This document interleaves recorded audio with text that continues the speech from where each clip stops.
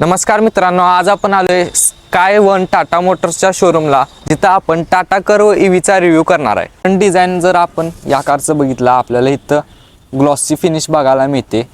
Plus आपल्याला इथे जे ॲडसचे सेन्सरसुद्धा इथं बघायला मिळतात. प्लस 360 डिग्रीचा जो कॅमेरा आहे तो फ्रंटला आपल्याला इथं बघायला मिळतो. आपण 3 इंचचा इन्फोटेनमेंट सिस्टम बघायला मिळतोय, जो की बिगर असा इन्फोटेनमेंट स्क्रीन आहे. मित्रांनो, क्रूज कंट्रोलचे आपल्याला पॅडल शिफ्टर सुद्धा बघायला मिळतात या कारमध्ये.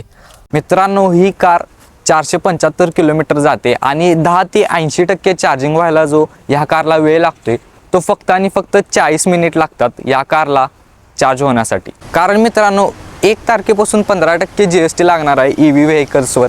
त्यामुळे लवकरात लवकर तुम्ही स्काय वन टाटा मोटर्सला भेट द्या आणि तुमची EV कार बुक करा. ॲडस लेवल 2 टेक्नॉलॉजी आहे ती ह्या कारमध्ये यूज केली आहे.